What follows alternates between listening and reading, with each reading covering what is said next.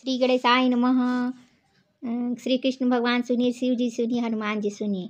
राधे राधे, सीताराम सीताराम। हम श्रीमद् भागवत महापुराण पढ़ रहे हैं। प्रथम स्कंद में है अथ त्रयोदशोऽध्यायः। श्री गणेशाय नमः। अथ त्रयोदशोऽध्यायः। सबसे पहले हम जो है यहाँ श्रीमद् भागवत महापुराण का प्रथम श्लोक पढ़ेंगे। ओम सच्चिदानंद रूपाय विश्वोत्पत्त्यादि हेतवे तापत्रय विनाशाय श्रीकृष्णाय वयं नमः। श्रीकृष्णाय वयं नमः। ओम शांति शांति शांति। विदुर जी के उपदेश से धृतराष्ट्र और गांधारी का वन में जाना। सूत उवाच। सूत जी कहते हैं, विदुर जी तीर्थ यात्रा में महर्षि मैत्रेय से आत्मा का ज्ञान प्राप्त करके हस्तिनापुर लौट आए। उन्हें जो कुछ जानने की इच्छा थी वह पूर्ण हो गई थी। विदुर जी ने मैत्रेय ऋषि से जितने प्रश्न किए थे उनका उत्तर सुनने के पहले ही श्री कृष्ण में अनन्य भक्ति हो जाने के कारण वे उत्तर सुनने से उपराम हो गए। सौनक जी अपने चाचा विदुर जी को आया देख धर्मराज युधिष्ठिर, उनके चारों भाई धृतराष्ट्र, युयुत्सु, संजय, कृपाचार्य, कुंती, गांधारी, द्रौपदी, सुभद्रा, उत्तरा, कृपि तथा पांडव परिवार के अन्य सभी नर नारी और अपने पुत्रों सहित दूसरी स्त्रियां सब के सब बड़ी प्रसन्नता से मानो मृत शरीर में प्राण आ गया हो ऐसा अनुभव करते उनकी आगवानी के लिए सामने गए। यथा योग्य आलिंगन और प्रणामादि के द्वारा सब उनसे मिले और विरह जनित उत्कंठा से कातर होकर सबने प्रेम के आंसू बहाए। युधिष्ठिर ने आसन पर बैठाकर उनका यथोचित सत्कार किया। जब वे भोजन विश्राम करके सुखपूर्वक आसन पर बैठे थे तब युधिष्ठिर ने विनय से झुककर सबके सामने ही उनसे कहा। युधिष्ठिर ने कहा, चाचा जी, जैसे पक्षी अपने अंडों को पंखों की छाया के नीचे रखकर उन्हें सेते और बढ़ाते हैं, वैसे ही आपने अत्यंत वात्सल्य से अपने कर कमलों की छत्र छाया में हम लोगों को पाला पोसा है। बार बार आपने हमें और हमारी माता को विषदान और लाक्षागृह के दाह आदि विपत्तियों से बचाया है। क्या आप कभी हम लोगों की भी याद करते रहे हैं? आपने पृथ्वी पर विचरण करते समय किस वृत्ति से जीवन निर्वाह किया?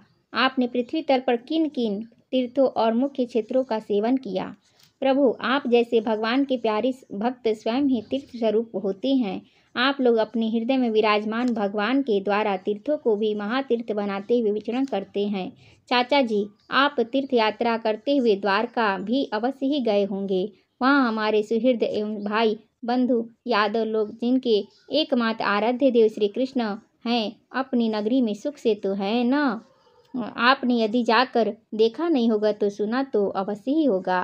युधिष्ठिर के इस प्रकार पूछने पर विदुर जी ने तीर्थों और यदुवंशियों के संबंध में जो कुछ देखा, सुना और अनुभव किया था सब क्रम से बतला दिया। केवल यदुवंश के विनाश की बात नहीं कही। करुण हृदय विदुर जी पांडवों को दुखी नहीं देख सकते थे, इसलिए उन्होंने यह अप्रिय एवं असह्य घटना पांडवों को नहीं सुनाई, क्योंकि वह तो स्वयं ही प्रकट होने वाली थी।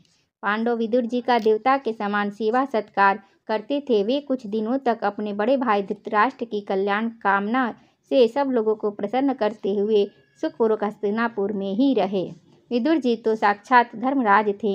मांडव ऋषि के शाप से ये 100 वर्ष के लिए शूद्र बन गए थे। इतने दिनों तक यमराज के पद पर अर्यमा थे और वही पापियों को उचित दंड देते थे।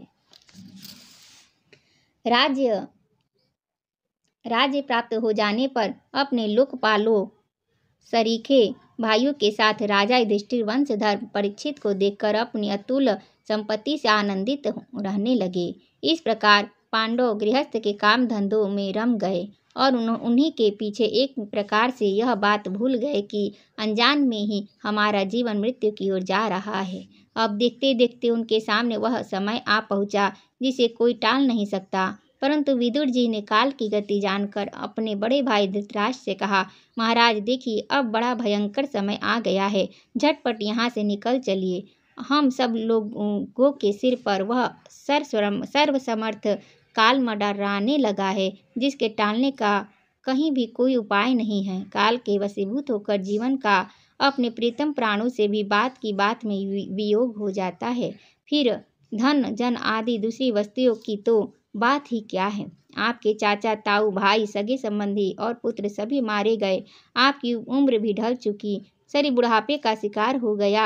आप पराए घर में पड़े हुए हैं। ओह, इस प्राणी को जीवित रहने की कितनी प्रबल इच्छा होती है। इसी के कारण तो आप भीम का दिया हुआ टुकड़ा खाकर कुत्ते का सा जीवन बिता रहे हैं। जिनको आपने आग में जलाने की चेष्टा की, विष देकर मार डालना चाहा, भरी सभा में जिनकी विवाहिता पत्नी को अपमानित किया, जिनकी भूमि और धन छीन लिए, उन्हीं के अन्न से पले हुए प्राणों को रखने में क्या गौरव है। आपके अज्ञान की हद हो गई है कि अब भी आप जीना चाहते हैं, परंतु आपके चाहने से क्या होगा। पुराने वस्त्र की तरह बुढ़ापे से गला हुआ आपका शरीर आपके न चाहने पर भी क्षीण हुआ जा रहा है। अब इस शरीर से आपका कोई स्वार्थ सधने वाला नहीं है। इसमें फंसिए मत, इसकी ममता का बंधन काट डालिए। जो संसार के संबंधियों से अलग रहकर उनके अनजान में अपने शरीर का त्याग करता है, वही धीर कहा गया है। चाहे अपनी समझ से हो या दूसरे के समझाने से, जो संसार को दुख रूप समझकर इससे विरक्त हो जाता है और अपने अंतःकरण को वश में करके हृदय में भगवान को ध्यान कर संन्यास के लिए घर से निकल पड़ता है, वही उत्तम मनुष्य है।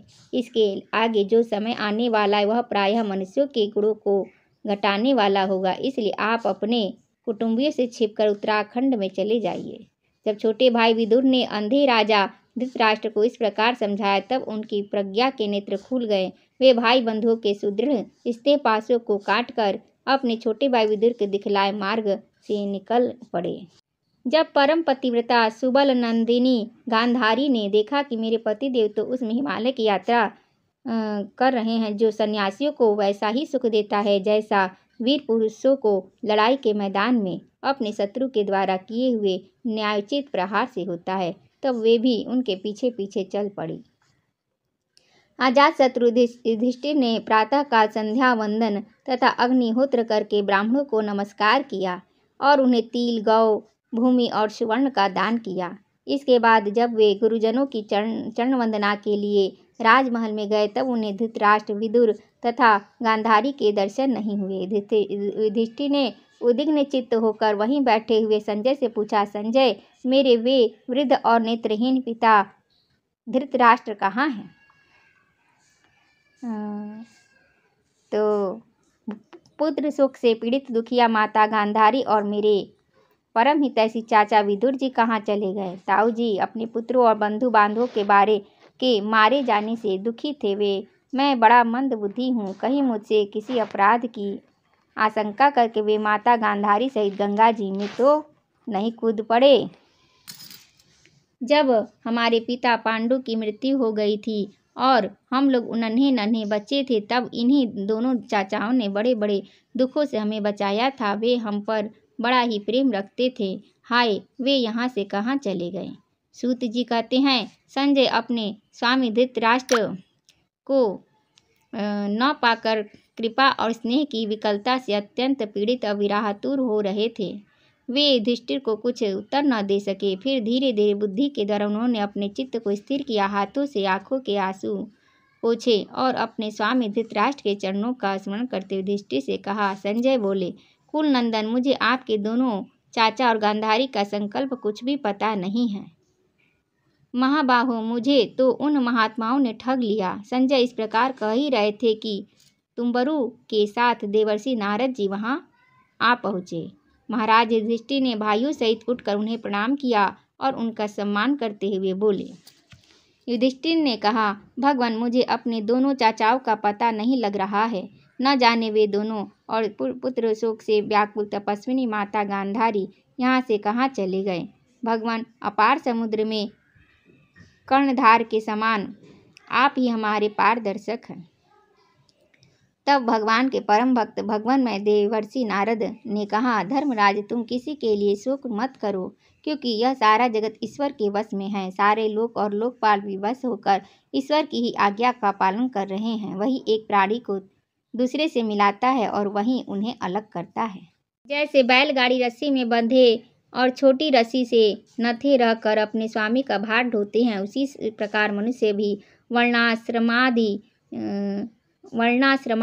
अनेक प्रकार के नामों से वेद रूप रस्सी में बंधकर ईश्वर की ही आज्ञा का अनुसरण करते हैं। जैसे संसार में खिलाड़ी की इच्छा से ही खिलौना का संयोग और वियोग होता है, वैसे ही भगवान की इच्छा से ही मनुष्यों का मिलना बिछोड़ना होता है। तुम लोगों को जीव रूप से नित्य मानो या देह रूप से अनित्य अथवा जड़ रूप से अनित्य और चेतन रूप से नित्य अथवा शुद्ध ब्रह्म रूप में नित्य अनित्य कुछ भी न मानो। किसी भी अवस्था में मोहजन्य आसक्ति के अतिरिक्त वे सुख करने योग्य नहीं है। इसलिए धर्मराज, वे दीन दुखी चाचा चाची असहाय अवस्था में मेरे बिना कैसे रहेंगे? इस अज्ञानजन्य मन की विकलता को छोड़ दो। यह 5 भौतिक शरीर काल कर्म और गुणों के वश में है। अजगर के मुंह में पड़े हुए पुरुष के समान यह पराधीन शरीर दूसरों की रक्षा ही क्या कर सकता है? हाथ वालों के बिना हाथ वाले, 4 पैर वाले पशुओं के बिना पैर वाले, तृणादि और उनमें भी बड़े जीवों के छोटे जीव आहार, इस प्रकार एक जीव दूसरे जीव के जीवन का कारण हो रहा है। इन समस्त रूपों में जीवों का बाहर और भीतर वही एक स्वयं प्रकाश भगवान, जो संपूर्ण आत्माओं की आत्मा है, माया के द्वारा अनेकों प्रकार के प्रकट हो रहे हैं। तुम केवल उन्हीं को देखो। महाराज, समस्त प्राणियों को जीवन दान देने वाले वे ही भगवान इस समय इस पृथ्वी तल पर देवद्रोहियों का नाश करने के लिए काल रूप में अवतीर्ण हुए हैं।